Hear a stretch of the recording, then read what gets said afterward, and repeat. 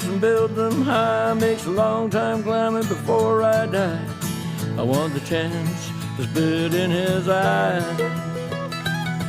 Oh, well, they gave me bars, but I can see between to a dusty yard and a long gone green. They call that freedom, if you know what I mean. And I dry my sorrows, but the whiskey's gone. I'm sober as a... Hello, everybody. Welcome to Shortbangers. I'm Matty. This is episode 101, or 101, if you prefer rooms or Dalmatians. Or Dalmatians were 101 rather than nobody said 101 Dalmatians. It's a fucking shite way to start the show. Right, Colin, John, you are on tonight. How are you doing? Good. You see us looking at each other. I was just trying to get in quick. Aye. I liked how I told you that you were on as if you didn't get it. This was new news for you as well. You are here. Welcome. Transported into another room. Right, so first off, I need to start off with an apology to David Mitchell. So David has, over the time that Shortbangers has been running, sent us questions that I almost without fail forget to fucking ask on air when we're recording. Is it still on air if you're doing a podcast? Is that still the right lingo? Aye. Well, it's kind of like, it's almost like pirate radio, isn't it? Do you know what I think that's, before we even start, like, see, like, I was thinking about this, right, when I was walking along, walking the dog, and I was listening to a podcast, right, Top Flight Time Machine is what I was listening to, and I was thinking, it's fucking mental that you can pick a song on your phone, and it picks it out the air to play it. Like, you imagine how much data must be kicking about for it to just go to wherever it goes, gives that song like that. I feel like in seconds. It's because it's stored in the cloud. It wasn't even cloudy that day. It was sunny day, John. So anyway, I think that's like, obviously radio waves. You know, like you get taught that physics at high school, kind of like how radio waves work. Is it just the same way? Just a different frequency, isn't it? I suppose for your phone, plucking stuff out the ethos. Ether. Ethos. I got a 4 in physics. Did you? Aye. I might have got a 3. I think it was a 4. No, it was a 3. I got a 3. Did you have Robocop? I did for some of the time, and had his wife for another subject. Did you? Who was his wife? Business studies or something. Aye. Well, Mrs. McDonald. That's his Robocop. And then we dug in 209. Right, David Mitchell, questions. So, first question of the night. This was for Shortbangers 100, so bear in mind we're a week late with it. Is it morally right that if a bishop abuses you as a child or preaches Christianity constantly when you're no interested, that you gain revenge by sneaking up behind him and bash him over the head with a big fuck-off toffee hammer, just like in old-school cartoons? Fucking cartoons. Was David watching? That's just a hammer, but I think he's meaning as a cartoon. Oh, right, okay. Hopefully. The toffee hammers are quite small, you know. I mean, they're kind of sturdy, but I don't think it's up. I don't think it's of sufficient size if you've been interfered with by a bishop. How much damage like a toffee hammer would do to you if you hit somebody with it? I don't know. It depends on force, I suppose. Because it used to get the wee metal ones. Remember in the McCowan's, the Highland Toffee? You used to get the wee metal. It was a proper wee metal hammer. It was. How much mental about that? Here's a hammer to break up this thing that you're about to go and try and break with your own fucking teeth. Aye. I know. Right, morally acceptable? I'd say so. What is just acceptable? Morally acceptable, but ill thought out. You're wanting a bigger hammer. Like a hard version of Mallet's mallet. Do you know what's funny? See, when you started talking about mallets and that, I instantly thought it was pink and yellow, and it went, did it have like a sort of squeaky noise when it hit someone? I remember the noise. You're just saying that so you make me try and imitate it. No. I'm not going to do it. I'm not falling for that trick. You can imitate. I've got a dog. Like the dog's toys all make that kind of noise anyway. Like you describe him, but I can't mind if his one did. Have you ever accidentally stood on one of Bailey's toys in the dark, one of the big squeaker ones, and it gives it that like massive high pitched squeal, and you get a fright? Aye. Yep, done that. Right, question 2. Based on the above question, what crime would you get charged by the police for doing? Assault. I don't know. Assault with a non-deadly weapon. Or with a comedy weapon. An ill thought out revenge crime. You're charged with breach of a peace and assault with a comedy weapon. Do you get more or less of a sentence off the judge when you're getting sent down for no thinking it through properly? Like, well, you would have got 5 years because there were mitigating circumstances, but actually you had your chance for major revenge and you chose the wee hammer that you get in a novelty boxy toffee at Christmas. It's like if you murder somebody, right? You get the different degrees of murder, don't you? Because one's premeditated, whereas taking a wee daft fucking hammer out like that suggests it's spur of the moment. So, crime of passion, is that what you're saying? It would be first degree. He might give you more time for being an idiot, though. Well, that's what I'm thinking. Yeah. If I was that, I would go, yeah, that was fucking stupid. You were going to get life, and now you get life plus a year. It's a wee bit like if you get red carded at the football and then you appeal it, but if your appeal fails, they give you extra games for wasting their time. Mm-hmm. Does that still happen? Aye. I don't know if they can. I don't know if they're allowed to. There's always talk about it, though. Every time somebody get, can we appeal it or we'll get an extra ban?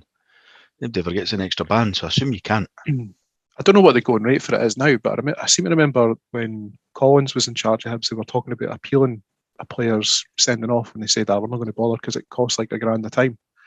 And I assumed that it would have gone up in price since then. It's not, eh?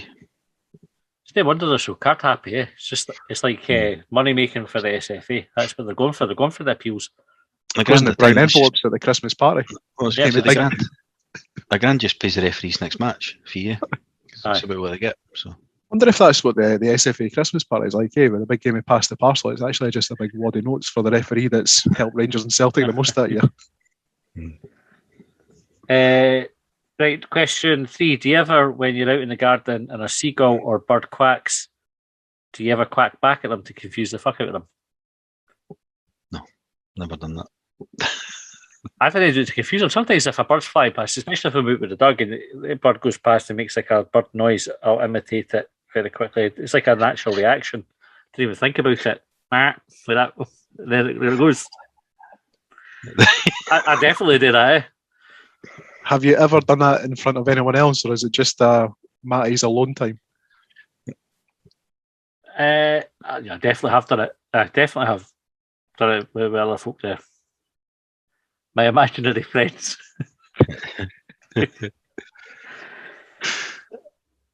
Right, factual. Since 1986 to present day, Hibernian have still won more trophies than that Gorgie big club mob.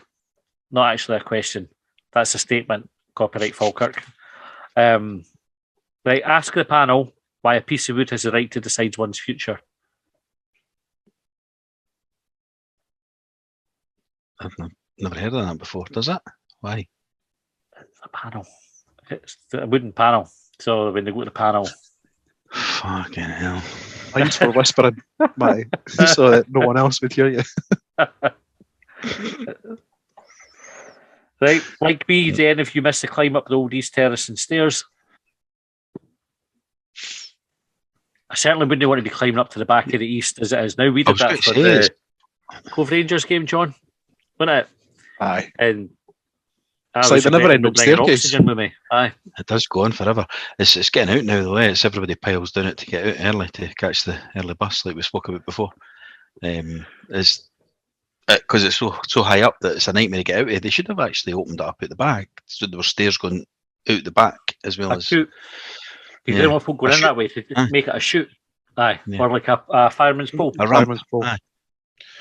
Or like the flumes for Commie Pool. Stick them out. We used to have when I worked for the bank. My best mate at the time, Craig, he got a job as like facilities manager. He was like he would go about fixing all the wee bits and bobs. And I used to, when he first got the job, I would email him fairly relentlessly with like maintenance that I wanted done. So I would ask for things like, could you paint something different on the windows so I've got a better view, or could you move the building round a couple of degrees so we get the sun in the afternoon? I asked for a fireman's pole. Definitely asked for a fireman's pole, like at least once. See the window painting that you're looking for the better view. Did you ever make a request, or did you leave that up to the artist? Oh no, sometimes I would make requests. Like I would do loads. I just like every day would just send them something. A bat cave, quite fancy one of them. Wider car parking spaces, narrower car parking spaces. Underground car park would be nice. Can we get the revolving doors revolving the other way? Like that, for in case we get an Australian to visit. I was going to say, just that'd be wide. Tasmania, isn't it? Yep, that's it. A swimming pool, just for a swimming pool. So no, I don't think I did a swimming pool, but I probably would have done a sauna. I would constantly, because he was in charge of the air conditioning as well. I came, it was like in offices where everyone's like fucking too hot, too cold. Yeah. Several times, you sometimes phone him up, and I would say, "Oh, Craig, it's a bit cold." He'd just fuck off. See the revolving door. Like, I'm assuming that you guys, when you go into the revolving door, you go in on the left-hand side, on your way into the building. It's your right-hand side you're going, is it not? Is it the right-hand side, or is it? It was left-hand side, so at the bank, and they had this. So they had two revolving doors, and one at the staff entrance, right, and they were floor to ceiling height, right, and you needed your pass to activate it. It's one of these ones that you could only go through like one person at a time, and if somebody tried to go the other way, it trapped them in like a wee sort of wedge, and the door would just lock, but the doors used to fucking jam all the time, and all I could think about, and it was, imagine you're Clark Kent and there's a nursery over the road. So imagine there's a fire at the nursery and you're going, fucking Clark Kent's gone, I need somebody to get changed. And he chose that fucking door and he gets trapped in it. He's got his fucking breeks down. His shirt's half open. And so, what the fuck are you doing, Clark? Yeah, fanny. Anyway, right. I don't know what side of the revolving doors are going, John. I've never thought about it. I'm sure I go on the left, and I wonder if I go on the left because that's the side of the road that we drive on. But then I was thinking about going into the Gyle, and I'm sure that their revolving door goes on the right-hand side. So is there any rhyme or reason to it at all? Is it just purely random? Like, what if you were to go? If I was to go into the office next time, go into the revolving door, just go on the right-hand side, and just confuse everyone. Text into 80295 if you know the answer to the revolving door mystery. The one at the Gyle. Again, to give you an insight into how my head works, the amount of times that I've considered an Indiana Jones style dive back for a hat just before it shuts. See that? I didn't wear a hat, but I had when rubbish. You walk in and it starts jamming and everybody turns around and gives you a dirty look. I've just started going, it wasn't me. Like, it's fucking no me. It's the doors are shite. Like, stop fucking looking at me. Give me the look as if it's my fault. It's fucking stupid. The only reason I can think the doors are like that out there is to keep the air out, though. Because if it's like, because it traps it, it's always closed effectively, like on the outside. Otherwise, it'd be a big draft coming in for the doors on a swivel. Maybe. No idea. Right, number 7 from David Mitchell. Congratulations on your 100 episodes of Shortbangers. I've listened to every episode. Thank you, David. So how many actual hours of my life have I lost? Well, fucking what about us? I can't want somebody thinking the children, eh? You've not lost those hours, so like those have been entertaining hours. That's good time. Please, for the folk that listen to this, can they just skip back using Spotify, go back like 15-30 seconds so you can catch Colin's face when he says that again? What about us? What about us? Just make it a meme. Number 8, how can a 10-year-old club with one title in every level of Scottish football and a coveted Petrofac Cup claim to be 150 years old and 55 titles, and why is nobody correcting them at SPFL board level? Is it because the refs read the Daily Record? I think genuinely folk just stopped giving a fuck after a while. They gaslit it for so long that folk just went, fucking just get on with it. You can see that like in the last few years with like Trump, and now you're getting about Putin. Like, it doesn't matter what you do, it doesn't matter what you say, just deny everything, just lie, just say the opposite of what everyone can see. And what you going to do? Russia's saying that they're no bombing schools, and we never had a party, and if there was a party, did they break the rules? Huh. Party broke the rules. To have a party. Fuck off. We've taken more refugees in than any other country. We're actually the bottom of the league table. Aye. Yeah. Just lie. Mental. It's fine. Just lie. Seeing as Hibs gave birth to Dundee United, should we do something different and have an orange and black away kit just to noise up Alan McGregor? I'm all for it. Aye, full orange. Can you imagine how much you would be able? Aye. Imagine that getting released on Hibernian Football Club Twitter. Oh, fucking hell. Oh, here, that's a good April Fool's Day shout, by the way, if anyone for Hibs is listening. Aye, good shout.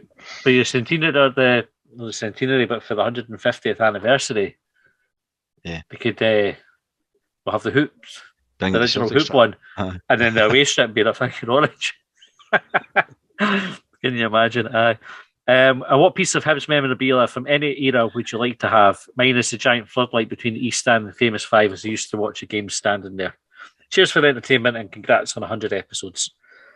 So, bit of Easter Road history, what would you go for? I'd quite like David Gray's strip that's in that glass box up in the third floor of the West. In the boardroom. The match day worn strip. I know it's only 6 years old, but it's probably the piece of memorabilia, is it no? Aye. What do you reckon Hibs security is like? Do you reckon we could get in and steal it? I think it's that good. We just wandered in, eh? There was folk fucking chapping the door and that trying to get in, and folk were just buzzing them in. There was when we came in, we were waiting at the reception before we interviewed Sean Maloney, and this woman came in and she went up the stairs and she came back downstairs, and eventually she came over and said, "Do you work here?" No, not yet. Yeah. So my 11-year-old daughter sitting there at the same time. Like, no, she's not old enough. Eh? It was. The West Stand door was locked. There's a wee keypad. It was like 1875. That didn't work. All you need is tap the door and somebody let you in on the way out. And you think, no, this isn't the way it works. This shouldn't be happening. So, if anybody's listening, going my ladder, John. Aye. Right. Ladders and high vis. We got this question for a couple of folks. It was Richard Herron, the comedian, had been asked a question by his daughter, and delightfully folk thought of us. I really like that. They go, okay, one for Shortbangers. So Ray, Random Dribbles, I think Alex might have tagged us in it as well. Do ghosts have bumholes? Was the question. See, when somebody says ghost to you, what do you visualise? What do you picture? Because I just pictured like a wee white sheet flying about with upset eyes. Aye. So that ghost does not have a bumhole. But if a ghost to you is a person, does the sheet have skid marks? Like if it's heading the wrong way? No, just plain white. Yellow eyes. Is there triple ply in the afterlife? Maybe it's escaping gas from the bumhole that propels it. The ghosts eat. Ghosts don't exist. I know, so I know that. But in this world that we're talking here, where we're pretending to do, right? If they don't eat, then there's no need to shit. So there's no need to have a bumhole. Right. If they didn't eat, then they didn't need to have mouths. If they didn't eat, they didn't need to have forms. If they did have one, can they not? Was that? They're not supposed to speak. Speak. The whale, do they know? Or they speak in that spooky voice. I think I might all feel the fucking need to do that as well. Like, oh, I'm going to annoy you. I fucking put the voice on for you, Fanny. You're DJ, no an arsehole. You're DJ, no in the theatre.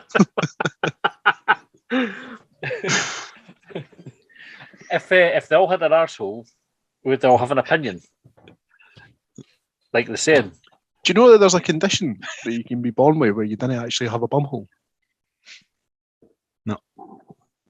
True story. What's it called? I can't remember. Called? I want to say that there was a thread, I'm sure, on Hibs.net this week where folk were going back and forth about Joe Newell, and someone said, opinions are like arseholes, everyone's got one. And someone went back and went, aha, that's not true. That's for this one person in a million. I think if I understood one of the stories for this medical journal that it referred to properly, it said that there was a Chinese guy who I think was born into poverty, so he had this condition, but wasn't able to get it corrected. And if I remember correctly, he was basically shiting out a different hole in his bobby. Okay. It's worth reading through that John Yule thread to get to that post in particular. Right, I'm going to go and have a look after this. Right, Flash Gog say, Shortbangers question, what is the best stroke worst Urban Dictionary entry you have seen or heard? Examples, a Bosnian seesaw, Cleveland steamer, atomic bomb, and angel's touch. I haven't looked up any of them. I do. I've got the Viz book, which isn't the Urban Dictionary, but it's got a lot of them in it, hasn't it? But Aye. I have to go have a wee Google for Bosnian seesaw. I can't remember any of them. Like, that's the thing I've got, so. I can't remember them, but every so often I'll see something that I don't recognise and I'll instantly go to Urban Dictionary to find out what it is, and it's usually a sex act. Yeah, I don't always remember them, eh? There's like a Dutch oven, can't remember what that is. Yeah. Right.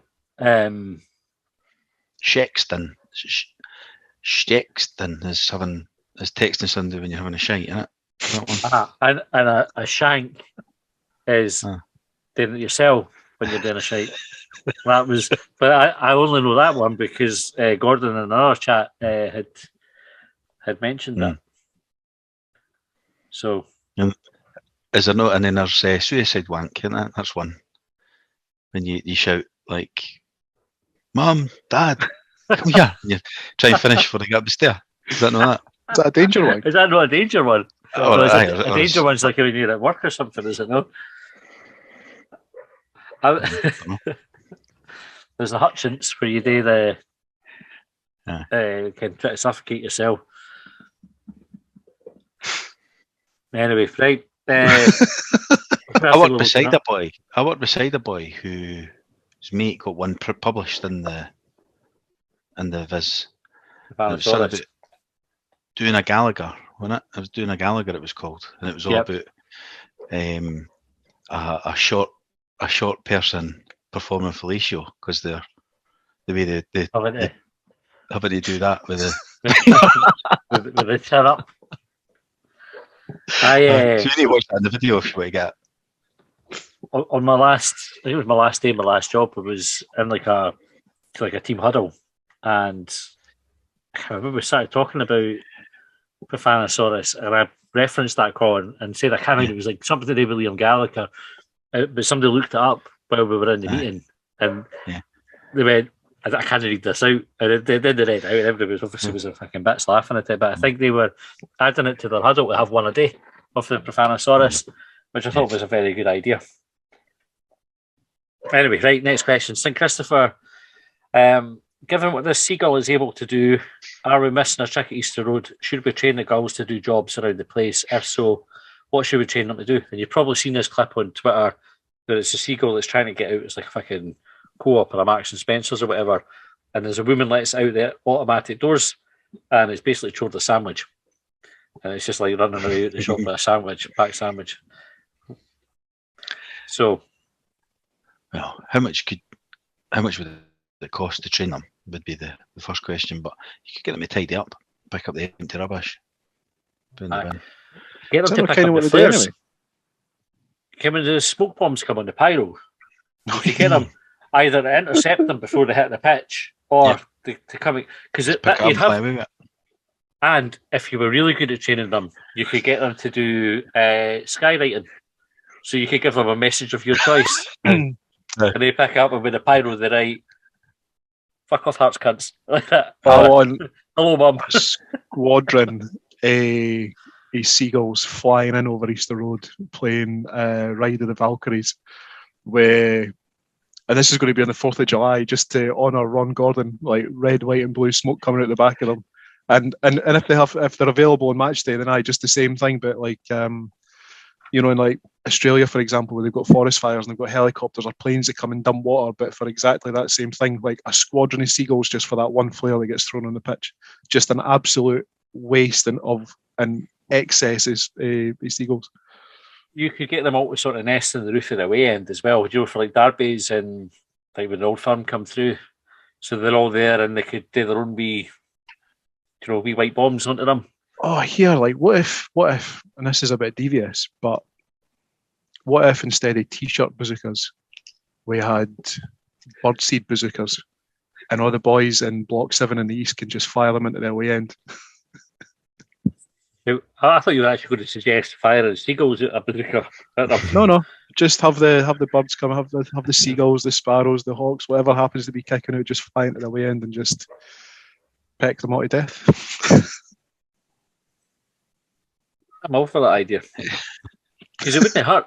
Do you know, it would be from what you did here, and then all of a sudden they realise it's a swarm, a flock of seagulls. Aye. Come and spoil the day. Right, Jamie Robertson said, Shortbangers question and a Hibernian FC history lesson for me. Have any of you ever eaten cabbage and ribs, and where does it originate from? Is it simply because cabbage is green and ribs rhymes with Hibs? Do either of you know the origins? No. My first experience hearing that term was on a Hibs CD that had like Hector Nickel on it, and it had like a few other songs as well. Yeah, and they've got a song. There's a song for it, isn't there? Aye. What is it? Cabbage and ribs. That's what we want in Paddy Stanton's restaurant. Aye, that's right. Jam tarts for breakfast. It's the dish of the day. A feast of goals at Easter Road on Saturday. Yeah. Well, we credit them was originating the saying them. No idea. Would you have cabbage and ribs, right? If you were to see it on a menu around Easter Road somewhere, would you have it? Nah, probably no. Ribs can be what else is on the menu? Aye. If you've got the match in that and you're having ribs, it can be messy. Cabbage makes you fat as well, which is no fair in the folk round about you. You sort of could be busy sometimes. It'd be interesting to hear where that did come from. I mean, it must be right, mate, because it's like you just hear folks saying, "Come on, the cabbage." It's nuts when you think it. It is. Right, Sean said, I'm putting my Shortbangers in before I forget. I've already forgotten one. I woke up last night with a boner, but I had just been dreaming about the semi. I'm not able to attend the semi. Was it a horny or non-horny boner? It depends what was happening in the semi. That's it. It's the result that's important here. That's how you would decide. If it was a jab 0-0, probably a non-horny boner. If it was a right good pumping, obviously that would be a horny boner. Aye. Can we try and get horny boner in the Urban Dictionary? Non-horny boner is what you want to get in. Aye. Actually, that could be a Longbangers t-shirt. Because we have the sayings on the mugs. We could actually have a Longbangers t-shirt that just says non-horny boner. Right, John, that's your job. You can investigate getting them made. We need to try and do that where we get. Was it Sean? You said? Is it? I can't remember. Is it? What it says? Is it Sean Duff 92 or something? We should get that on a T-shirt with his name underneath. Just starting about non-horny boners. Right, Captain Porto sent us some questions, but they're all Hibs related. So I'm going to keep that tweet and we'll talk about it on Monday on Longbangers. Same with Paul, who's asked about Kevin Nisbet. Stuart said, I missed the Motherwell game at weekend with COVID. What games did you guys miss, if any? So any notable games that you missed? Yes. The remember the 2-0 when they were invincible game? Yeah. I think Burley had just been sacked and they were going to win the league undefeated. Missed that. Fell out with the wife in the morning, she picked the season ticket up and fucked off. Couldn't get another ticket. I was trying to buy another ticket. She went. Fucking sat in my seat. So I had to listen on the radio. I just moved into the house, not this one, the old house. Fucking raging. I was trying to get another ticket, but it was sold out that day. You couldn't get it. It was not like nowadays where you can just get tickets. I just couldn't get one. I put on the radio. Fucking nightmare. Because it was Saturday 3:00. It wasn't even on TV or anything. I missed that game. I'd agreed to help, but I used to work beside. He bought a house in Leven and he was building a new kitchen, so he had to knock down his old kitchen. So he'd asked me to go up and give him a hand. So basically spent the day with a sledgehammer just trying to fuck out an external wall, which was very, very good fun. I'd recommend it if you've got a wall that you didn't need. Was then do it to one that you've got a use for. If you've got a wall that you didn't need and you want to knock it down, a sledgehammer, it's fucking great fun. Start at the top is the other advice I'd give you there. If you start at the bottom, you can get in trouble. Might come down a bit quicker, but you might also hurt yourself. So I missed that one. I missed the Athens game as well. What game was it you missed? The first one you said? The unbeatable. Oh, did you miss it as well? Aye, I missed that one. That's why I was in leaving, swinging a sledgehammer. It was a good game. I enjoyed it. I watched that. I watched the highlights. Was it you that missed the end of the 2-2 at Tiny, John? Yes. Aye, it was. I'm not going to get it because it comes up every single year on that anniversary where my mate fucking tags me in a picture of him celebrating, and I'm nowhere. I'm at fucking Haymarket getting a train home. You know what made me think of that is we watched. Jane, we're sitting watching stuff on YouTube, and it was one of the kind of videos that played right after something I just watched, and it was HSL had done like a wee road to Hampden thing, so only went up to the semi-final. But I'm sure after Hanlon's scores, you can see your mates jumping about celebrating, and I was like, sure, John should have been there. And I couldn't mind if it was you or one of your mates that you'd said had left early. But that was amazing. Like I didn't go to Tynecastle very often, but I was there that day. That was amazing. Like that was one of the best. Even though it was only a draw, I came out the place absolutely bouncing. Like because you just knew like we're going to beat them in the replay. I mean, coming home and I was like, calm the fuck down. Like it's got to play them in a replay now. They'll probably come and get a fluky fucking goal and win the replay. But it never felt like that. It's funny. Like that's a real feeling, but. It's really, really rare. One of the other times I remember feeling that way was when we beat them 3-1 at Easter Road. I can't remember. Grant Holt, Cummings, and Shinnie scored. Shinnie, big deflection. There was just, and Easter Road was absolutely bouncing that night. It was phenomenal, and it was just that no matter what you do, Hibs are winning. Hibs are just winning. Yeah, we had the number at that point. Big style. Toronto Hibs handmade signs to footballers for their shirts. Acceptable or not acceptable? I'm not that bothered, but if I was edging on one, I would say not acceptable because I think they'll come and get a shirt anyway. They'll generally give it to a wee one or somebody disabled or something like that. They'll pick who it's to go to. Aye. This banner thing, like bit of cardboard, but just looks tacky. Yeah? Aye, it's English games. You see it. I think it's like they all sit around the dugouts at Old Trafford and that. There was a laddie had put Andy Robertson's shirt, so obviously a Matchmore Liverpool shirt, Andy Robertson, but it was selling it for £2,200 or something. You just think, really? That makes that a bit more seedy, I think. If they're just getting it, if they're getting it because they love the player and they want to keep it, I kind of go, fair enough. But if you're just going to chuck on fucking eBay, nah, it's a bit grim. And it's a bit exploitative of the kid as well, because the kid will be going, brilliant, I'm getting this fucking player's shirt, and they're all man's going to argue, fuck, that's going right on eBay. Anyway, Einster Hibs, if you have two heads, do you require 2 seats and 2 oxygen masks in an aeroplane? You don't need 2 seats because your head doesn't sit on the seat, right? So no. 2 oxygen masks. I wonder if you could get away with one and just rotate it. I think you would need it if you're only taking 1 seat, because if I was it's still the same lungs. But wait, you're still filling the same lungs though, because you've still not got the normal set of lungs. So surely I think there's further complications when there's 2 heads. Like it's not just as simple as there's 2 heads, 2 brains. Like I think it can be. I think they can sometimes share lungs, but also have their own lungs. Because I wondered about this as well. Like, say for example, it's 2 heads, but it's just the 1 set of lungs. If you require oxygen and you only give the oxygen to 1 head, does the other head think it's dying? Does the other head think that it's suffocating? I'll be like that under the mask. Sorry, I'll get him out.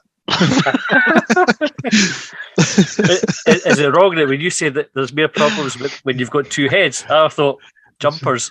That's a good point. Like they just get like a big V-neck sweatshirt so you can squeeze both through. You need to have them custom made or cut a hole, wouldn't you? Depends, because you could maybe just take a nick in that, like that part there, to make it bigger, But if they're way over there, then you'd need to be thinking 2 jumpers and just leave the sleeves empty. You'd see What them. we're saying is you just wear shirts. You see them with a handmade sign saying, "Use my Calambi, can I have your shirt?" Aye. It's the only ones with enough room in it. Do you think you'll ever see someone with 2 heats at Easter Road? No. I don't think I will. No.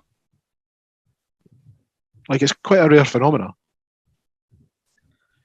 Aye, because Aye. you would have to. It's normally sort of do it when they're small, eh? Like you don't. Is it no? Do you know, like, if you've got that? What's it called? Conjoined twins. Is that what you mean? Aye. Yeah. Yes. That would be. They would do the operation in that younger, wouldn't they? I think they make a good linesman for offside because you would kind of Good shout. linesman that can't 'Cause they see can when the see where ball's played. left the foot. Yeah. Yeah. That's probably So the you ideal could- job for them. But Good then somebody linesmen are twice as biased towards the old firm. all the best linesmen are cockeyed. Aye. Right, Freddie said if bald people work in a restaurant, do they still need to wear a hairnet? They don't. And well, they never used to when I worked at McDonald's. No, I And wouldn't have thought so. if you had 'Cause hair, it's you for had to hair, wear a getting hairnet. Yeah. Yep. Do you think if anything is possible, is it still possible for anything to be impossible? I had that question last week, so We did. I don't intend to go back to that one. Refer the gentleman to our previous answer. Aye. That's what they say in the House of Yeah. Commons, isn't it? And why is it so difficult for women to apply mascara with their mouths closed? That's a good question. That's a good question. If think, every woman concentrates by opening Why her don't you give me a demonstration of how women put mascara on? Just so I How can do get a sense of it. How do you think we're doing it, John? Does your I- wife I- never put mascara on? Like, I didn't really spend much time. aye, that's it. That's it. We're, They're revving a motorbike. Like they're revving a motorbike.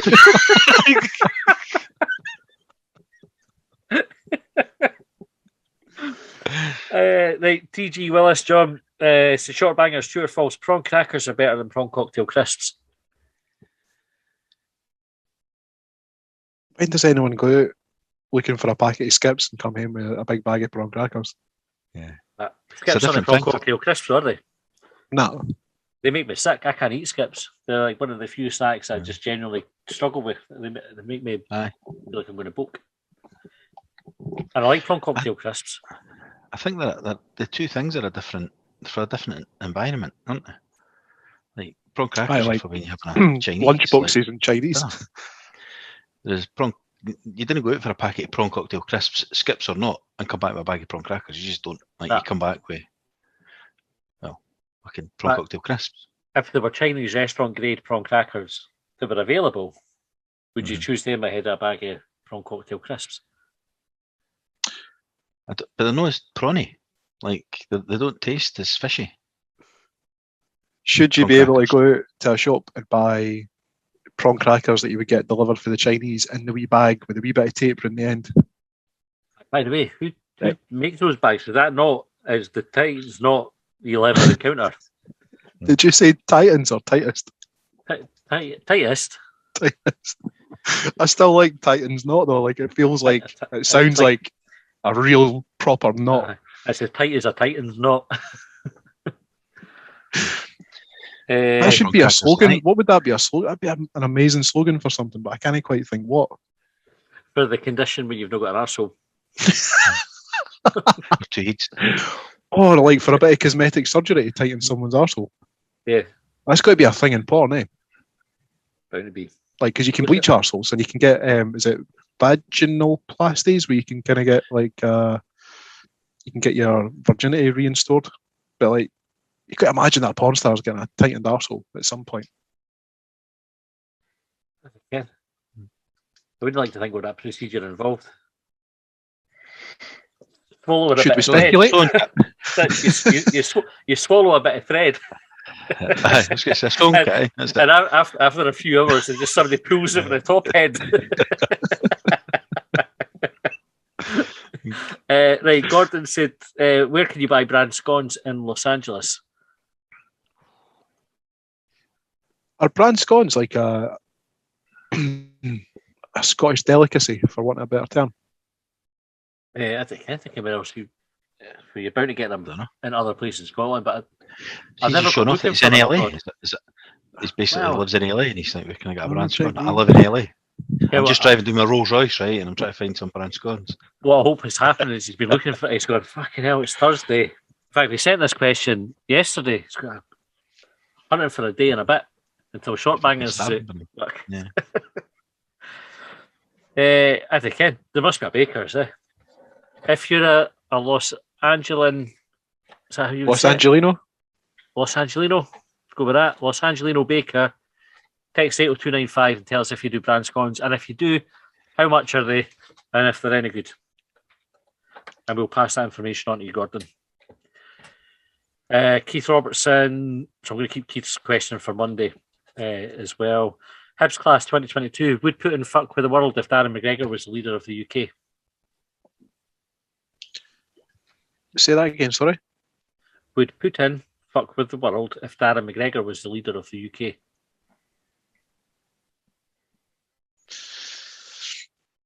I think so. No, I think this comes back to something I'd said previously, where people in power are only in power provided that they can batter every other politician. Like, they can just basically be the strongest. And Darren McGregor could undoubtedly boot Putin's boys up and down Leith Walk and all over the world if he wanted to. Aye, in a pagger. But what's he like sort of in debate and negotiations? Or? Aye, how good a diplomat is Darren Mhm. McGregor, John? I don't know. Did you see Putin's shock rant on TV the other day? I never saw his shock rant. He was a bit unhinged. So no, at that moment, I think that Darren McGregor would be more eloquent and diplomatic in his delivery than Vladimir Putin. McGregor's quite softly spoken. He always speaks well, so I think he would do fine. I would say Yeah. he's better than a nuclear deterrent, which isn't Yeah. evidently a deterrent at all, as it turns out. No. So, They saved themselves £1 trillion a year. aye, superb. Didn't need these fuckers. Nobody gives a fuck. Random Dribble said, "Are werewolves real?" No Nope. idea. They're They're not. made up. All right, fair enough. They were made up. Made up for stories. Wolves are. Right. Like, It's you just definitely a little bit Little Red Riding Hood cereal. get. I don't know if that's She was based in on the an wolf, actual factual true story. It was But by the No, way, the wolves that was are real. Little Red Riding Hood, right? And some versions of it, and I don't know if it's the official certified version for the documentary, but at the end, where the hunter comes in, because the wolf eats every cunt, or he's about to eat Little Red Riding Hood, the woodcutter comes in, cuts the wolf in half, and the granny's all right. She just gets out the wolf.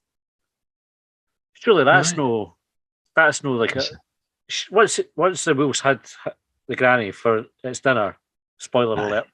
Sorry. Fucking fuck. I was forgot to looking say it. forward to reading that nursery rhyme as well. Surely that's her. Like her goose is cooked by that point. You can't just go. It's like Jonah and the whale. Like with a whale, and that story you could believe it because you reckon you could get a whale's stomach and back out again. The thing wouldn't even fucking notice. Yeah. That's It's believable. like they're But trying no, to wolf. suggest. No, they're trying to say that the wolf like eats things like a snake does, like whole. Yeah, No, that's not the case. No exactly. way. So That's just and unrealistic. it could happen. Oh, but it's gone could- David Attenborough again. Aye. So far fetched. that's So spoiled. far-fetched. It spoiled the story. Like even because you've seen some hairy old woman, right? So you could believe that the wolf dressed up as the gran could fool somebody. That bit you go fair enough.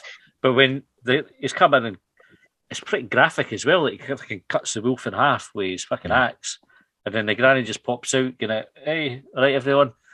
Nah. Is there a moral to the story of Little Red Riding Hood? Is it like, didn't he go into the woods alone, or Didn't trust strangers. It's that kind of thing, isn't it? Is it that? Yeah. No. Or didn't he take biscuits like a basket picnic to your gran? There's another one. Like because if Little Red Riding Hood, just stay down and watch Netflix. Didn't he visit your granny? All right. What's that? Andy said, The View sang that they had the same jeans on for 4 days. What's the longest you've ever worn an item of clothing? That can't be shoes. I've done 4 days plus on a pair of jeans before. Is it consistently... You're not meant to wash jeans. There was a guy for Levi's, like the top boys at Levi's, was explaining. I read it in Loaded or FHM or something back in the 90s, saying it's bad for the fucking denim. You're not meant to wash it. So, ever? Oh, I think if ever, but his recommendation was that he just tried not to get them dirty. So I think the song, he's had the same jeans on for 4 days. That to me says that he's never taken them off. Yeah. What's the longest you've ever worn an item of clothing without ever taking it off?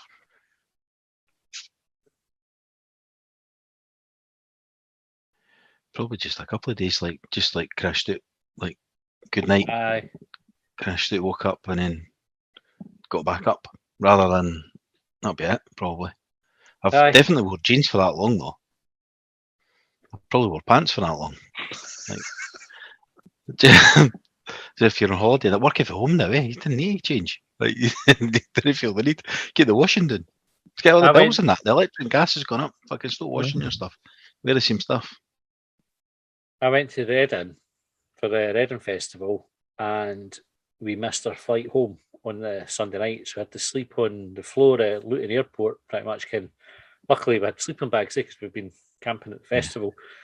But we'd have had probably the stuff on from Saturday night that I woke up on the Sunday, and that would have went into the Monday. That would have been pretty grim. Luckily I had enough time when we got back, because I was working on the Monday, like I had a 12 o'clock start at the bank. So we got a flight up early morning, had to get down to Leith, shower, change, and then back up to work. That was the roughest I've ever been at my work. Probably. It's horrible. Good planning ahead to not take the Monday off. Like. Couldn't get it. I'd asked for it. It was overbooked at the time. And then you're in that awkward position of not being able to phone in sick either. Because they came what it was up to. So that would have been probably the worst one for me. How are you, John? The one that sticks in my head is when I woke up late for school. It was when I was at high school. I think I was in clothes for about 40 hours. I woke up, I went to bed in my clothes, fell asleep in my clothes, woke up late the following day, fuck, I better get to school. Went to school in the same clothes I'd worn the day before that I'd also slept in. We had I can't remember if I told this story here before, I know, right? So there was a guy I used to work beside, go back to when I was at the bank, who had really bad body odour, right? And he was older than us, so he would have been early 20s. At best, he would have been late 20s, but I think he was mid-30s at the time, right? And he was one of these guys who every weekend, or right, every Monday, he would go to great lengths to tell you how much he'd had to drink. Do you know, folk that would go, I had 12 pints and 3, 4, and they list it as if it's fucking impressive, right? He was one of these guys, and then he was right into his drugs. He would tell you what drugs he'd had as well. He stank, and folk would complain about the smell. And then, so me and the guy whose kitchen we were knocking down, we sort of had said, right, we need to have a word with him, because he was all right. You get on all right with the guy. So Brian kind of had figured out how we would raise the subject with him. So Brian went and said, can I have a word with you? He says, listen, a few folk have mentioned that you're smelling a wee bit. He just went, oh, fuck, thanks for letting me know. And he never because Brian was going to say to him about, I wash my shirt every day, I do this, this is how I shower every morning, that's how I didn't smell. Then they get as far as I just went, oh, thanks for letting me know. And he literally turned, went out the door, over to the guy with Boots or Morrison's or whatever, got a can of Lynx, sprayed on himself, come back in. This was on the Friday. On the Monday, he'd come in with the same fucking gear that he'd been wearing on the Friday, and he'd tell everybody how much he'd been caning it all over the weekend. And he was fucking humming, on another level from what that Lynx did not do a fucking single bit of damage to that odour. But so he definitely did the 4 days, but that was everything. Shirt, trousers, the works. So tomorrow, good that. I got caught. It wasn't me. The team. There was a boy in the team, pretty much similar to that, apart from the drugs. And when folk used to buy the Sun, remember that? And it would they'd have it on the desks and that. And Deirdre, somebody had written in a problem about somebody at work that had BO, blah blah blah blah, and it was getting passed around the team. I've read it that. obviously talking about, of course, who's fucking got the paper when everybody's laughing and the boy comes back in? So I'm the cunt that has to go and, well, listen, mate, everybody's laughing at that because I was only 19 or something, but it was like everybody looked at me as if they said, well, you're going to have to fucking tell him. Aye. It was like pass the parcel with his fucking Deirdre. I had a similar situation as well. Well, it wasn't me, but I knew the guy. So I think as it turned out, he had this condition called, I want to say it was hypohydrosis. So he just sweat excessively. But he was a really, really nice guy. But it did get to that point where it wasn't that he wasn't showering or whatever. It was just that throughout the day, like he would sweat so much, I think it's the bacteria interacting with your sweat that causes the smell. And I think so because folk were on that good terms, because it was such a nice guy, someone turned around to him one day and went, right, that's enough. We are phoning the doctor right now. We are getting your pits sorted out. I mean, to be fair, like, give the boys due. Like, he took it in good humour. Like, he was absolutely fine about it. He did go to the doctors and ended up getting something basically, I think, burned out the sweat glands in his arm or something. Like, because it didn't sweat. Sorry, it didn't work sweat beside after Prince Andrew, did you? No. Try to think. Well, like he sweat that much that you could see the colour of his shirt, like under his arms. Like, you know how sometimes like folk will come back, like they maybe had like a stressful meeting, or they've been out at lunchtime and it's been a bit hot or whatever. You maybe see like a wee sweat patch or whatever. Like this guy, the colour, like literally, it would go from like brand new shirt throughout the day to like going like brown and yellow under his armpits by like lunchtime, like afternoon. It was shite for him because it was a genuine medical condition. Yeah. His black shirts would have been his saviour. Black shirts, black shirts have got their own stigma attached to them as well. Maybe not so much as BO, but like black shirts are like, oh, aye, no done your washing. Mel Clement said, are there any other clubs out there with their own colour associated drink or cocktail like the Hibs Venom? Should it be mass produced and sold in the district of Leith? Have you had Venoms? Do you know? I think I've only ever had a mouthful. I've never had like a full jug or glass. Josh is right in them, and Josh got his gran drinking them as well. not even joking. He decided What's he was in going to get this. So Southern Comfort. Oh, that's a fucked right away. That's me out. I'm out. I can't mind what else is in it. Blue Wicked. Is it vodka, Blue Wicked, and is there something else as well? Southern Comfort. So maybe Southern Might just Comfort, be those vodka, two. Blue Wicked, and maybe some juice. I don't know. There must be a juice to make the blue go green. Blue go, it'll be yellow then. Something yellow make it go green.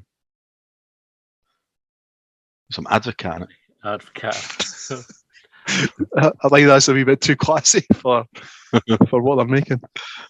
They're not cheap though. I think like the young team all managed to afford it. It's about a £10 or a Venom, I think, for depending on where you go. I think it's that like the volume of alcohol, isn't it? Just gets you fucked really, really quickly. Just maybe that's what we should do. We should find out what's in them and then we make them for an episode of Shortbangers and we'll just see how many we can get through as we record them. Do that when we've got a day off the next day. Mel Clements, have we finally moved on from the era where youths should wear black boots until they've earned their stripes and can then expand into white sort of coloured boots, as in football boots? You've been by a pair of football boots recently. Can you buy? There's hardly any black boots. It's nothing to do with earning their stripes. It's actually nobody. There's hardly any produced.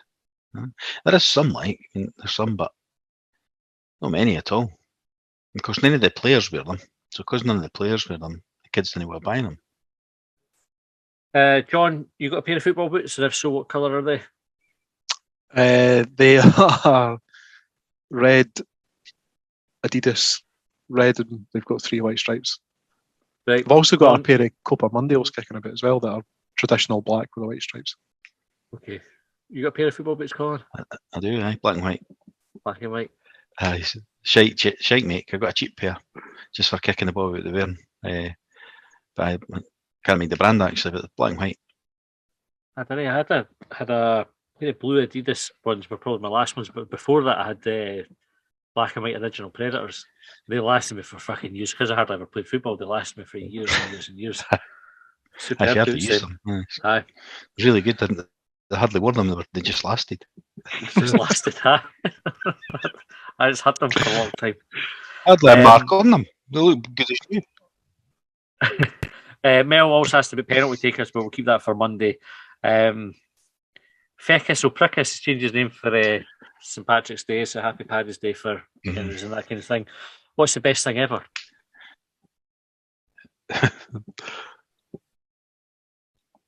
Fucking hell. That's one for some philosophical debate, is it not? Best thing ever. It's got to be different things at different points in your life, because probably as an adult, when you're of legal drinking and shagging age, it's drinking and shagging. Yep. When does that stop being the best thing ever? Probably doesn't it? Well, I don't know. Sometimes life takes over and you do more drinking than you do shagging. I think if there's a sometimes, I think that is the case for like 99% of folk, isn't it? Best thing ever, fucking hell. I need time to think about it. Can we come back to it? Well, no, that's not how Shortbangers works. Tell what, see, if you go right, a 92nd minute winner and a Scottish Cup final, it's fucking hard to beat, right? Yes, yeah. But my favourite thing is, see, when you go for like a afternoon pint and you're with good folk and you're not on any clock, like you're not having to think about kind of being away and the session that turns into, you just kind of go with the flow. Yeah. That's my all time. If I could retire and just spend my days doing that, I would be fucking delighted. Afternoon pints are good. Yeah. Especially on a nice sunny day, even if you're sitting inside. Aye. Ken, what's good is getting the train and not having to pay for it. Like that is more satisfying than it should be. Like it's not on the same level as what either of you two are describing, but it's still really good. Yeah. All right. Fecus will prick us again. Did Karen Hannon come from Annan? And was he related to him and Bannon? Aye. We'll go with that. Yes, he did. Karen Ingalls said, not had a brand scoring in years. Obviously must have seen the one about Los Angeles. Now want one. Where are the best ones in Leith? So technically no Leith, but we'll go with Aldo's. Alan's Bakery. Alan's Bakery confirmed that he does them, but they're also very popular, so get them quick. Aye. Getting another free advert. Yeah, you need plenty of butter with them as well. Quality. 150. Yeah, I had a conversation with someone briefly on Twitter the other day where I mentioned like, oh, you need to have something with Lurpak, and they said that Lurpak was margarine shite, and it made me think. Like it questioned my entire existence because I thought that Lurpak was like the king of butters. Is it essentially margarine? If it's not butter, what defines butter? In taste tests, right, recently I saw a thing that the Nordpak, which is the Aldi version of Lurpak, is nicer. Probably got more salt in it or something. About to have. That makes everything nicer, eh? Yeah. I do like a bit of Nordpak. I think Lidl do Danpak as well, which is pretty good. I like how they kind of almost got the same name, but it's just altered it a wee bit. The branding on some of the stuff when you go to Aldi and Lidl, and it's just like it's identical to the thing sat next to it. It's the brand name. What was your question, John? So is Lurpak margarine shite? Aye, like someone said, it's margarine shite. And if it is, well, what is butter? I think it is margarine shite. Well, butter. Are you getting the spreadable one? Because the spreadable one is slightly different for the block, isn't it? Because it's got like a higher milk content in it or something like that to make it no rip your bread to bits when you try to fucking. So see the butter that you get that's in the block. Like I don't know what you guys do, like if you get the spreadable stuff or not, but like the blocks that you get that comes in like the sort of foil wrapper. Do you just leave that sitting out because it never ever seems to go soft? Aye, yeah. What I do is I only get that at Christmas. The stuff in the foil like that. I normally just get Lurpak when it's on offer, the spreadable. But at Christmas I get the block and I leave it out so it softens in a bit. I take it out For a while before I'm going to use it, but I would normally just keep it, pop it back in the fridge when we're done. Aye, that's what I mean. I'll leave it out to soften it, like in the morning, or like if it's like Christmas Day. It's like trying to get a doctor's appointment. Like, you need it now, but you can only get it for 3 weeks' time. So you have to take out your butter now because you want toast in 3 weeks when it's soft enough. When it's ready. I used to have the Lurpak when I worked in my part-time job back in the 90s. It was a petrol station, but sold stuff as well, rolls and all that. We used to get a break, and it was you basically got a cheese and ham roll, right? Because we had rolls in it, and it was Lurpak in the fridge. It was the blocks of Lurpak, because I think Spreadable existed then. And it used to get, right, the old boy used to work with. He would slice the cheese. He would slice the butter like a bit of cheese. So you'd get a roll with a slice of Lurpak, a slice of ham, and a slice of cheese. Because you couldn't spread the cup with it bursting the roll, so you would just slice it like a bit of cheese. It was fucking, like that. Bet it was nice, though. No, it was lovely. Right, 150k on Hamlin Hill. Would you rather do a DIY show with Fred West or a cookery programme with Jeffrey Dahmer? Cookery, I can't be arsed DIYing. Aye, I'm good at. I say good. I'm all right at cooking, but I'm shy at DIY. Like, I'm fucking rubbish at it. So that would be my choice as well. What do you think requires less physical effort? Cooking. Well, it depends what the DIY is. There's a lot of groundbreaking with Fred West. Yeah. It's got to be the cooking with Jeffrey Dahmer, because there's got to be power tools or something. Was he a cannibal? Was he? Did he eat his victims or something? Is that what? I think he kept body parts in his fridge, so I'm sure there was some dismemberment took place. Yeah. Okay, 150k on Hamlin Hill as well. Your pants can have an opening at the front to pee out. Why don't they have that dung hatch with the big buttons at the back? This would allow you to keep them on while having a keek. Dung hatch, I think, is my favourite expression this week. I'm just trying to picture that with it.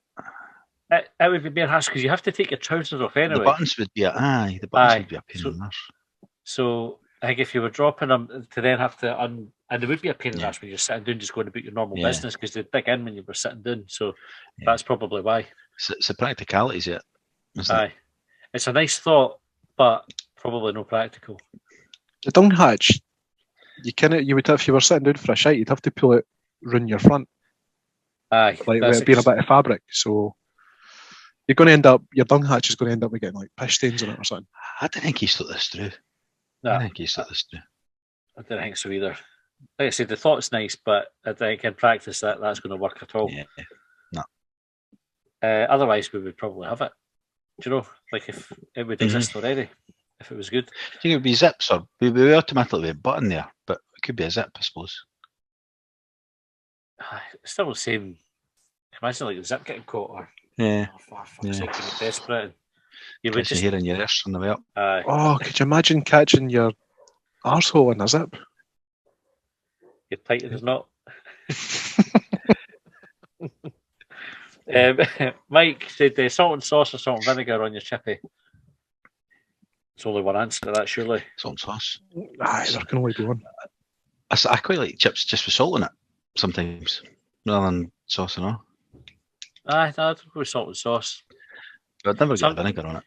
I don't mind, like, if we get them delivered, sometimes they forget to give you they never just squirt the sauce on. If you get it delivered, they give you a wee tub of brown sauce. Sometimes they forget that, so you just have to have it with salt. Because it's sometimes annoying though with the but if you get if you get a chippy and they put salt and sauce on it, and it's sticking to the wrapper and all that. That's the danger. You ever heard Tam Kevin talking about getting a fish supper, and he'll get he'll see, didn't he order a fish supper? You order a bag of chips and a single fish. You get wrapped separately because the chips steam the fish. You want to keep them separate. Yeah. But I've never done it. I've heard them saying it more than once, but I've never actually ever done it. Single fish and a bag of chips, and then when you take it home, you put the chips underneath the fish. No. So the fish is nice and crispy, like it should be when it comes out the chippy. It goes soggy because the chips, if you get it as a supper, the chips steam the fish and soften it up and make it less crispy. Life hack for us, eh? Yeah. Paul Mackay said, if you were to own a racehorse, what would you call it and why? Mine would be Norfolk Enchants. It's like Enchants. Or like Cupid Stunt or something, eh? Like one of the ones. Mary Hinch. Mary Hinch. Betty Swallocks. What was it? Wait a minute. Edinburgh What was it? The Fowler and McManaman had one. They done something daft, didn't they? Oh, I don't. Did they know to call it like a horse or something? A horse and another horse, or some horse, or something like that. Like so that the commentator, when the commentator's commentating, they're going, some horse is coming up on the outside of a horse, and another horse is like that. So it was like it was all daft things like that. I'd call it whoa, whoa. Yeah. I don't know. I can't think of one. All right. Can't think of one, John. We've been doing this for how many years now?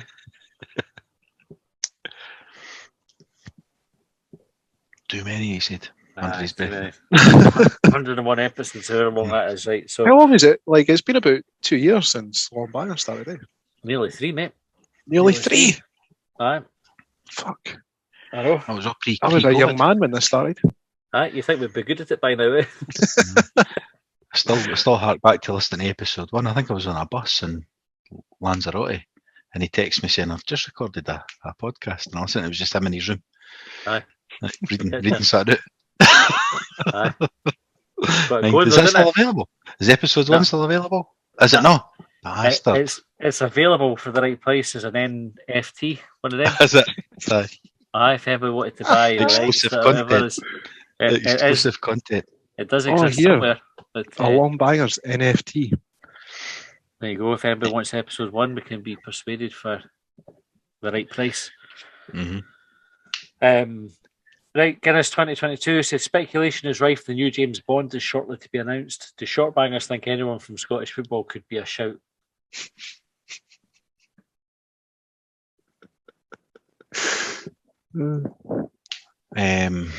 I think Johnny Hayes.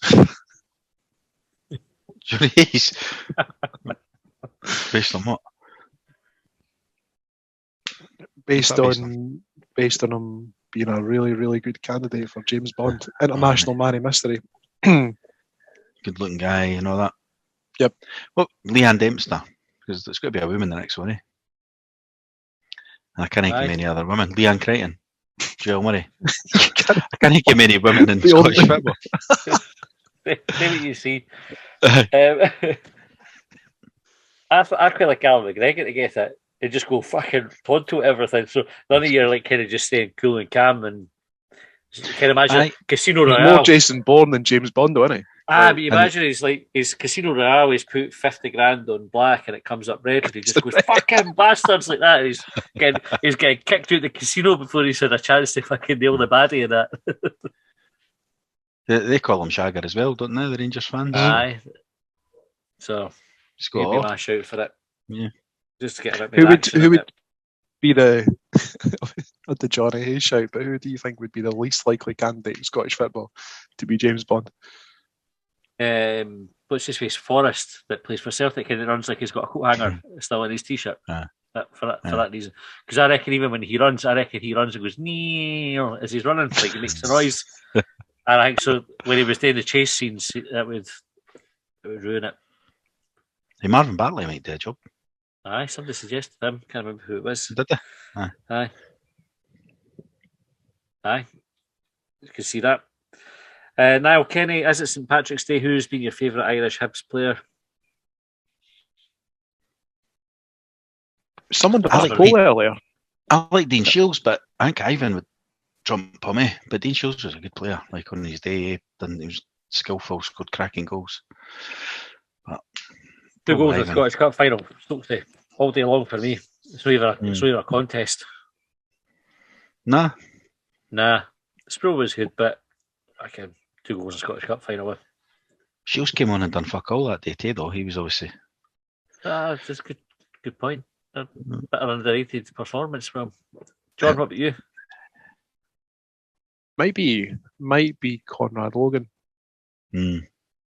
Just that, like, I think He got away with murder Conrad- at Hibs, so he got away with murder because he wasn't a great goalie. Like he had a great game, one great game. Other than that, like, he would have been absolutely hounded. If you look at what happens to goalies, well, the goalie now, compared to like Logan chucking them against Falkirk in the playoffs and all that. Yeah. I think for that, there's something about the cult hero for the semi-final, and that weirdly outweighs Stokes' contribution. And I think Stokes, well, doesn't outweigh Stokes' contribution, but Stokes' overall time at Hibs was kind of like, it was marred a wee bit, and like his exit was a bit shite. And actually, apart from the Scottish Cup and his second spell at Hibs, whatever that was, he was only good in the Scottish Cup run. He was fucking hopeless in the league. Yeah. And then afterwards, like when he came back, like it was just like his legend probably should have stopped with the Scottish Cup final. All right, the question was which Irish Hibs player do you want to besmirch, John? No, sorry, I'm just trying to justify my Conrad Logan for pretty much that unbelievable semi-final. Yeah. And it was unbelievable. Like that was that one good game. Aye. Let's just go with Ryan McGivern and call it quits. The Monsieur said, knowing what you know now, what advice would you give to your 16-year-old self?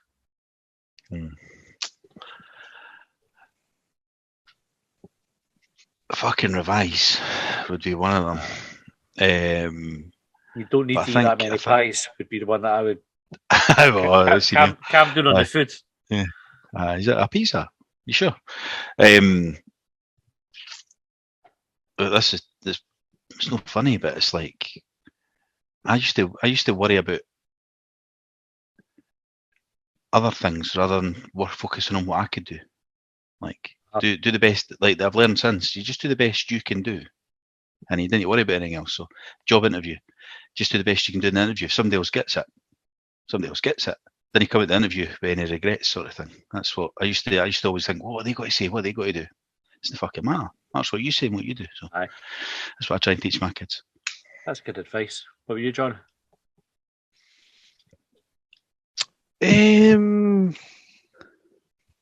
Probably something along the same sort of lines as Colin there. Like, didn't be afraid to fail. Don't be afraid to try something and fuck up or get it wrong, because there'll be another opportunity that comes around.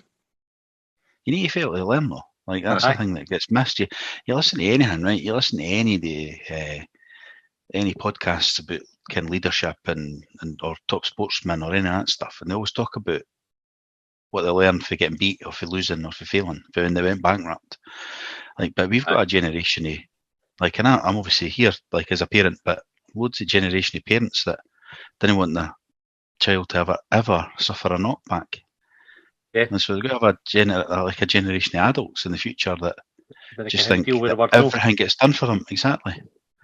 So yeah, I think that's a bit serious point, eh? Aye. The other advice I would give myself is don't be a dickhead. So, like, if think about what you're about to do, and if what you're about to do or say marks you as a dickhead, then do it. Yeah. Which I think is good life advice anyway for folk, but that's definitely what I would be telling myself. And don't hit up high. I used to be skinny as fuck, Like, it's ridiculous. I'm literally double the size I was, but I was 16, which is fucking ridiculous. Shouldn't be double the size you were. Like, I'm eating myself. Ridiculous. Right. Sean said, how often do you look at another person and think, you've got a jobby inside you? Hold on. It's not finished. Look at each other now and think that. Which is quite a sinister turn to that question, isn't it? So, I think I've ever thought that to anybody. I'm thinking it now, obviously. Aye. Have you never seen someone like walking a wee bit funny and thought, oh, they're touching cloth? Aye. And that. So maybe I have to know. It's not imagine? I wouldn't sit looking like if I was when we started the podcast tonight, I was thinking, John's got shite in him. John's got shite in him. And I've not considered shite just before we started. Oh, no, but maybe your next one started making though. That's true. Next time you're on a Zoom call. Next time you're on a Zoom call with your worker, you're in the office and you're in a meeting room. Just have a look at it and think. I know. Odds are one of you is shite. Better than that. When it gets to has anyone got any other business, just say, I've got shite in me. Right, do you know? Leave it Bye. there. Kaiser Soze, if you could pick a sound your willy would make when getting hard, what would it be? He put mine's his was swing, off Wayne's World. Oh, aye. What's that musical instrument? It almost looks like a flute, but you kind of make that. That's what I was thinking. Yeah. Aye. I go with with the turn lightsaber on. Zoom. Zoom. What about when you start waving it about? Would it still be a lightsaber? Oh, aye, still make noise. Vroom. I was just thinking of that ping. I was going to try and play it, but I couldn't find it. That ping, just when WhatsApp gives you a message. That'll do. Ping. Ping. Right, we're almost the last couple of questions. Neil McRae, since when did it become accepted for teenage boys to walk along the road with their hands down their joggers, cupping their balls? Yeah, I've never accepted that. No. Is that a thing? Is that a real thing? Yeah. Have you seen it? Yeah. Yep. It's Kaiser usually grey Soze- tracksuit bottoms as well. Aye. Even like dark ones. It's like the horrible grey ones. Kaiser Soze, how legible is a left-handed doctor's handwriting? Aye. So if it's anything like his. Whose? Are either of Did you you two left-handed? No. Oh, well, I had what did he share? I can't remember. Did he not put his torsion racing tips in the group chat? Aye, he did. Now, Was his thinking? I'm going to have a look at it. There's Terrible. a quirky fate that left-handed doctors actually have impeccable. It cancels it out. Their handwriting is impeccable. Like is that right? So- anybody can read it. So, jokes on you, Kaiser Soze. Mike said, "Is Colin actually Tom English?" Well, I've not got any glasses on the night, so no. Oh, hold on. What was the boy from Australia was calling you again? Tom Tom English. English. Aye, that was our friend Oh Rod. no, there was another Rod one. Burgundy. There was another one. Pound shop Tom English, was it no, or something like that? Tom English. Poor man's Tom English. Fucking unreal, eh? well, Poor man's isn't Tom English. Because he sent that video, didn't Aye. Our last question goes to Stephen Scott. Said, what Hibs player or coach, current or past, would you put in room 101 and why? We should have done a room 101. Aye, that's what I said. It was made better. I made a joke about Dalmatians when I was fucking putting the tweet out for episode 101. And he said that in just about 10 minutes before we closed for the show. And I was like, that was actually a much better idea than we actually had for it. So we should have definitely done room 101 and got them to send that in. That can be shite in. So, room 102 next week. The cupboard next door. Aye. What was it? Player? Former player? Player or coach or manager? Player or coach. You'll be going Danny Handlin, Johnny. Oh, aye. Aye, fuck it, Danny Handlin. I'll die on that hill. Butcher. Could be Terry Butcher, eh? You just Terry get him Butcher's to got fuck pretty straight up away. there, aye. Morris Malpass, I think I would probably go further than. I think he came across a total prick. Steve Marcella, the super scout. Super scout. He never done anything wrong, did he? Like, just got dragged along with it. Aye, but he didn't do anything good, did he? Malpass, so there was a thread on him starting. I can't mind who started. Well, I can mind, but I wouldn't name right. But if I still think about this thread all the time, he was basically shouting abuse, if I remember right, at the bench because Hibs were playing shite. And Malpass just tell us, "Fuck off, you cunt," or something like that to him. And he obviously came on Hibs and started a thread about it. And everything he posts, that's I think it was. Right. So Malpass almost gets a bit of free pass just because that often comes up in my mind. It's just like, I know, but anytime you hear him, like they drag him out every now and again in Radio Scotland, and you see him, you think, "You're a prick." Like, he's for the schoolie break a leg and break somebody's leg early doors sort of school. He's just a fucking. Well, I think he was behind a lot of the. Butcher was obviously in charge, but I think Malpass was a lot to blame for a lot of the stuff that they heard. Aye. So I'm blaming anyway. All right. So I actually got one last question I've just clocked before we go off then. So Mikey Stewart, not the Mikey Stewart together. If Charlie Adam could bite into a curly whirly without touching a bit of chocolate, what else could he do the same with?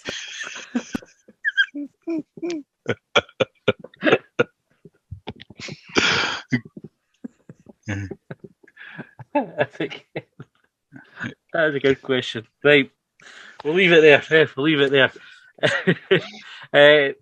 When we're back, what's happening the weekend? Hibs Aberdeen, so we'll try and get a quick bang in this weekend, and the podcast.